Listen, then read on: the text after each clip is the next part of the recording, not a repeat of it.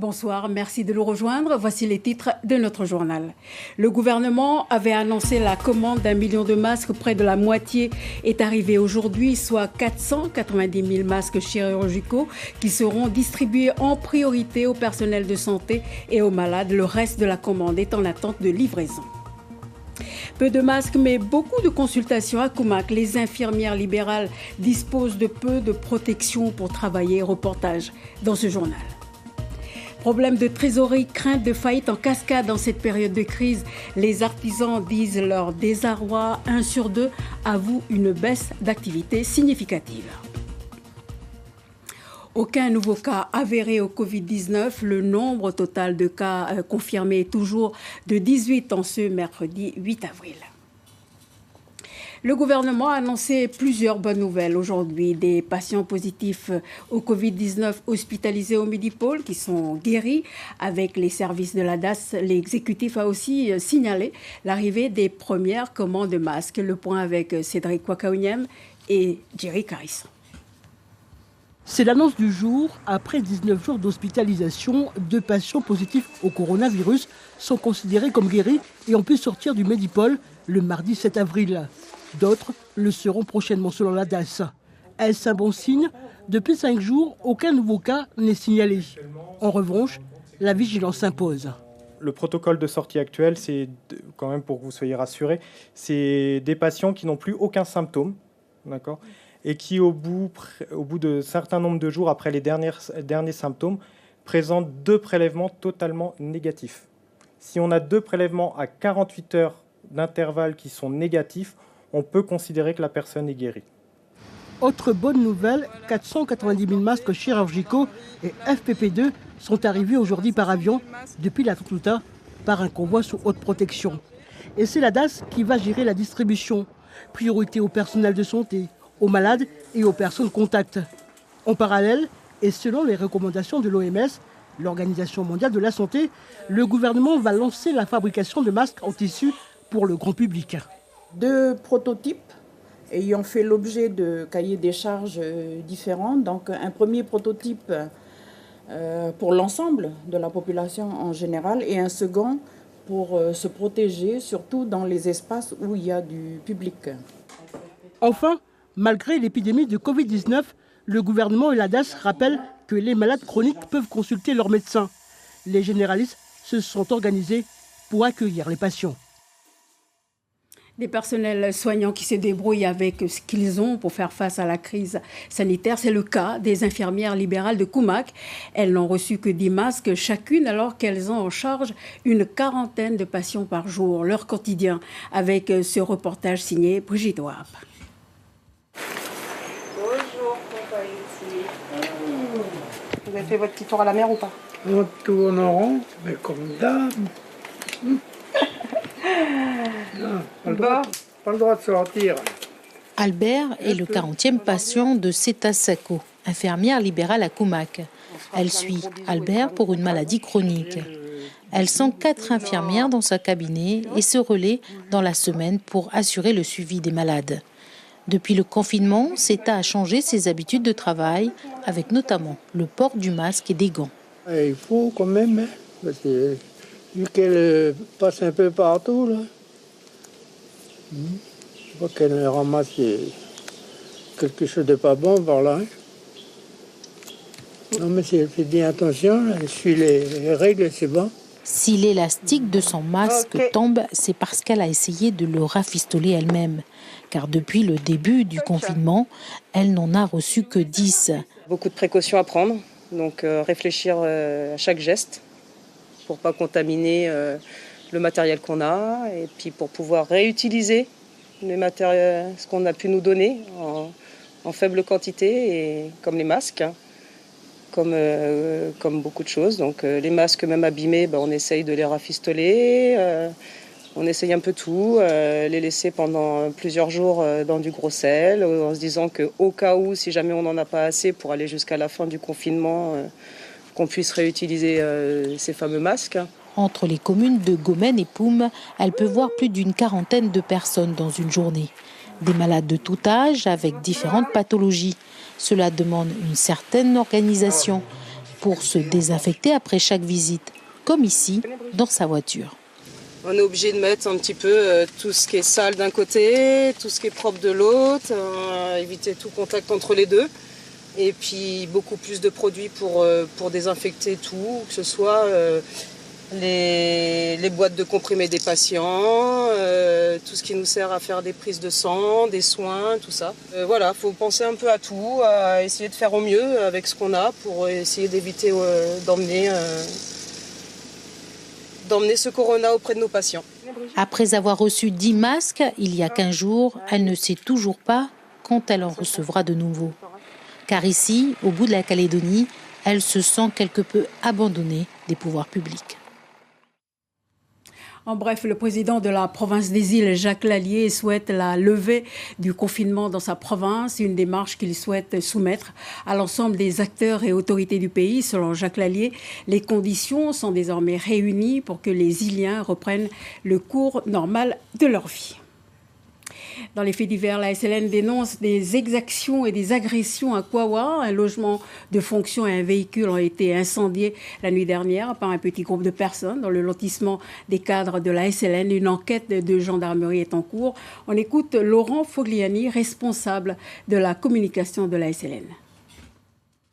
Il n'est pas anodin de menacer de mort une personne, puis tout en sachant qu'elle est dans sa maison, de mettre le feu au véhicule qui est garé dans la maison de cette même personne qu'on vient de menacer de mort. Il n'est pas non plus anodin qu'une de nos employées ait eu son intégrité physique menacée dans son propre logement en pleine nuit.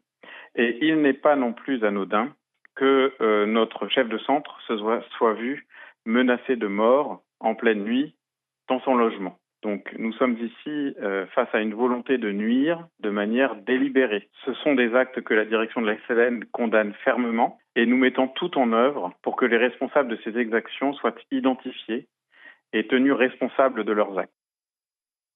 Direction l'usine du Sud à présent, où l'activité industrielle se poursuit pendant la crise sanitaire. À l'usine du Sud, on a bien entendu pris toutes les précautions pour protéger les travailleurs. Notre équipe a observé aujourd'hui les nombreuses dispositions prises par Valencia à Nouméa comme à Goro. Le reportage d'Éric Dufour et de Claude Lindor. Une file d'attente sur le quai à Nouméa avant l'embarquement du personnel sur le bateau qui assure la navette quotidienne entre la ville et le Grand Sud. Port du masque obligatoire, prise de température et nettoyage des mains, on a aussi divisé par 2 les sièges à bord du navire. Dispositif sanitaire à l'entrée du site où un peu plus de 1000 personnes poursuivent l'exploitation. 30 à 40% du personnel habituel est absent. Sur le port, accès maritime de l'usine, sécurité renforcée aussi. Des dispositifs qui ont été demandés par la DAS essentiellement, auxquels on a rajouté la présence d'un médecin, puisque nous disposons d'un centre médical. Donc le médecin descend à chaque fois qu'un bateau arrive, avant que nous travaillions le bateau et que nos employés montent à bord, de manière à prendre la température des marins et à s'assurer que les conditions sont adéquates pour travailler. Dans la zone de restauration, plus de repas servis au self, mais un accès sécurisé pour récupérer un pack lunch à consommer à l'extérieur. On va aller le déguster à l'extérieur, en confinement, en étant à l'écart des collègues. Et en fait, ça ne nous occasionne pas de gêne, on comprend parfaitement la situation. Donc les consignes sont strictes, surveillées avec les co-contractants, donc ça ne nous pose pas de problème. On sait que c'est une période donnée, donc on joue le jeu sans aucun problème, quoi. La base vie n'héberge plus que 800 personnes, toutes logées en chambre individuelle et non plus en dortoir. L'entreprise avait anticipé la crise en commandant 40 000 masques et elle fabrique sa propre solution hydroalcoolique. Une discipline industrielle renforcée pour une production allégée, tandis que la recherche d'un repreneur se poursuit. C'est un effort qui est mondial, qui est conduit par des spécialistes, des banques d'affaires, des cabinets d'avocats. On est en contact en visioconférence, en conférence téléphonique, jour et nuit, avec des gens qui nous posent des batteries de questions et qui nous demandent des dossiers, qui nous interrogent, qui interrogent le management, qui interrogent les administrations, l'actionnaire, pour avoir une meilleure vue de ce qui se passe. Dans ce contexte particulier, Vale poursuit les travaux de fermeture de sa raffinerie et accentue ses efforts sur la fabrication du produit intermédiaire composant des batteries pour véhicules électriques. Une question où en sont les entreprises sur le plan économique après 2 semaines et demie de confinement et l'arrêt complet de certains secteurs d'activité. La CCI, Chambre de commerce et d'industrie, et la Chambre des artisans tiennent des statistiques à jour. Les chiffres sont éloquents, même s'ils ne représentent qu'une partie des professionnels. Le point avec Bernard Lassos et Michel Marin. Pételo Hugues n'a pu conserver que 2 employés sur les 19 salariés de son entreprise. Et encore sont-ils occupés à des tâches subalternes, bien loin de l'activité habituelle d'une société qui vient de signer pour 160 millions de francs de contrat. Actuellement, mon chantier il n'est pas fermé, mais on m'a conseillé sur la province Nord de ne pas trop venir bosser afin de ne pas contaminer la population locale. Et donc, vos employés ? Donc mes employés aujourd'hui, j'étais obligé de les mettre en congé dans un premier temps et je monte un dossier de chômage partiel parce que je ne peux pas les faire bosser. Un cas qui reflète l'ambiance qui prévaut dans nombre d'entreprises calédoniennes, comme en témoigne l'absence quasi d'activité dans Ducos, même aux heures de pointe. Les chiffres des études menées par la CCI ou la Chambre des artisans sont éloquents. Plus de 60% des entreprises disent avoir perdu la moitié de leur chiffre d'affaires ou ont dû cesser toute activité. Chez les artisans, 1 sur 2 avoue une baisse d'activité significative et 58% rencontrent des problèmes de trésorerie. Pour la Chambre des artisans qui conseille et accompagne ces sociétaires, il en va de leur survie. Tout le monde craint des faillites en cascade. Alors il y a des entreprises qui sont un peu plus solides que d'autres, même si on sortait déjà d'une période qui était économiquement difficile. Certaines entreprises ont de la trésorerie ou vont pouvoir négocier des crédits de trésorerie. D'autres, et je pense à celles qui sont les plus petites, avec des artisans qui travaillent seuls, qui ont mis en jeu leur patrimoine personnel et familial, qui n'ont pas de trésorerie. Cela, effectivement, risque de se retrouver en difficulté très rapidement. Restent les mesures d'aide publique et l'appel à la solidarité des banques, pas aussi évident dans la pratique, surtout quand les factures restent impayées. À l'heure actuelle, les factures ne rentrent pas. Donc si les factures ne rentrent pas, on ne peut pas payer les ouvriers, on ne peut pas payer la matière première, on ne peut pas payer les charges, rien du tout. Je ne comprends pas. Je ne comprends pas en cette période de crise que la banque ne me fasse pas confiance. Alors que j'ai toujours tenu mes engagements vis-à-vis de ma banque. Ce que nous savons, c'est que les réponses, visiblement, sont assez rapides. En revanche, un certain nombre d'artisans se sont vus opposer des refus qui ne nous ont pas toujours été expliqués jusqu'à présent. Et d'autre part, on a aussi des retours d'informations qui auraient été données considérant que s'il y avait déjà eu des aides de la province, par exemple, on ne pouvait pas bénéficier de report d'échéance. Entre une période de confinement qui pourrait durer, des entreprises avec le couteau sous la gorge et un système bancaire intransigeant, c'est tout un pan de l'économie qui est menacé d'asphyxie. Et puis, premier contrôle d'attestation de déplacement, c'était ce matin sur le réseau Taneo à Nouméa. Cette opération menée conjointement par les contrôleurs du réseau et la police nationale s'est déroulée en présence du haut-commissaire Laurent Prévost. Au total, 4 bus de près de 200 passagers ont été contrôlés à l'arrêt Néobus de la Montagne Coupée. Au cours de ce contrôle, une dizaine de personnes a été verbalisée pour défaut d'attestation. On écoute les précisions de Wesley Cariou, le responsable du contrôle de la médiation et de la sécurité. Il est interrogé par Christian Favnek. Depuis quelques semaines, voire quelques mois, nous avons passé une convention avec la police nationale et la gendarmerie nationale pour renforcer les contrôles sur le réseau dans son ensemble. Et cette mesure en fait également partie puisque avec le Covid-19, conjointement avec la police nationale actuellement, on contrôle avec eux les dérogations et nous les titres de transport des usagers. Dans la majorité, les gens jouent le jeu. En ce qui concerne les fraudes, on n'est pas plus élevé qu'avant. Et en ce qui concerne les dérogations, effectivement, on a toujours quelques personnes qui ne jouent pas le jeu et qui n'ont pas de dérogation ou qui sortent de chez eux alors qu'ils devraient rester confinés. Direction la province Nord à présent, une fois passé le confinement et une fois passé également les vacances scolaires, la rentrée se fera bien à l'école de Wéol à Calagomène. C'est la décision prise par la province Nord et la commune à l'issue d'une visite sur site aujourd'hui. Je vous rappelle que l'école avait été détruite par un incendie dans la nuit de dimanche à lundi. Regardez ce reportage, il est signé Gilbert Ayawa et David Sigal. Bois carbonisé, tôles enchevêtrées, carcasses de mobilier scolaire éparses, ce qui reste des 3 salles et du local informatique de l'école de Weol s'étale dans un silence pesant, là où résonnent habituellement des rires d'enfants. Il y a du matériel, mais je pense que derrière tout ça, il y a aussi une histoire. C'est tragique quand même. Hein. Il y a une histoire, l'école elle a 30 ans. Et c'est vrai que nous, depuis l'année dernière, depuis que c'était passé au public, on avait, avec la mairie, on a pu se doter de matériel neuf. Et la province avait doté aussi l'école pour les classes de cycle 2 et de cycle 3 des nouveaux tableaux blancs interactifs. Ça fait 30 ans que l'école de Weol joue la proximité pour 3 tribus de la chaîne centrale à plus d'1 heure de bus de la RT1. Si l'esprit laïque a succédé à l'enseignement privé catholique, la volonté d'intervenir au plus près des populations perdure. L'établissement de Weol sera bien reconstruit. C'est toute une politique pour la province que les écoles de proximité dans les tribus. Et donc ça fend le cœur de voir une école comme celle-là avec 38 enfants détruites par un incendie.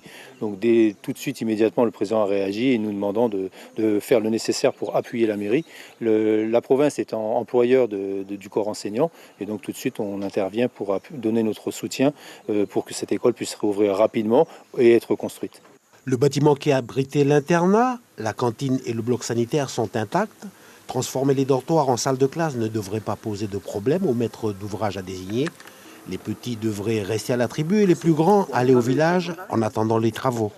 Premièrement, regarder l'internat, réaménager l'internat pour accueillir des classes. Mais aussi, on a la possibilité aussi de voir avec eux, je pense qu'on va regarder aussi avec eux pour le primaire, de les accueillir sur l'école publique en bas au village. Donc il y a le transport, le repas, l'internat, la surveillance, tout ça à réorganiser avec eux. C'est à côté de la chapelle que la maternelle pourrait prendre ses futurs quartiers, mais il faudra attendre la fin de cette semaine pour valider une option avec les parents d'élèves de Weol et Wemou. Et on salue le geste de solidarité de carte déjeuner calédonien. La société émettrice de tickets restaurant a fait au don aujourd'hui de la somme de 3 millions de francs pacifiques à 6 associations caritatives pour aider les plus démunis. Le chèque déjeuner a une valeur de 5 000 francs pacifiques et permet d'acheter exclusivement de la nourriture et de l'eau. Avant de nous quitter, je vous rappelle le titre principal de ce journal. Le gouvernement avait annoncé la commande d'1 million de masques. Près de la moitié est arrivée aujourd'hui, soit 490 000 masques chirurgicaux qui seront distribués en priorité au personnel de santé et aux malades. Le reste de la commande est en attente de livraison. Voilà qui termine ce journal. Merci à tous de l'avoir suivi. Notez qu'à 20h sur notre antenne, le jeu La carte au trésor qui se déroule en Polynésie. Belle soirée sur la première et nous nous quittons en musique avec un clip sur les gestes barrières et le fait d'être confiné à la maison. Excellente soirée sur la première et à demain. Oubliez ce matin, tu veux me serrer la main et que ça me fait du bien que tu ne sois jamais loin. On a été épargnés, loin de cette saleté. Aujourd'hui à nos portes, faut pas qu'on la colporte. Invisible assaillant, c'est l'heure du confinement. Tu joues un rôle majeur, montre-nous ce que t'as dans le cœur. Te ruer au marché, pour tout dévaliser, ça ne t'amène à rien. Oui, pense à ton voisin. On reste à la maison, construisons un bastion. C'est tellement soudé que l'on pourra gagner. Nos enfants, nos aînés, il faut les protéger. Tous les Calédoniens, ensemble, main dans la main. Ta solidarité, j'en ai jamais douté. Notre paradis, on l'est pour le meilleur et pour le pire. L'info continue sur lapremière.nc.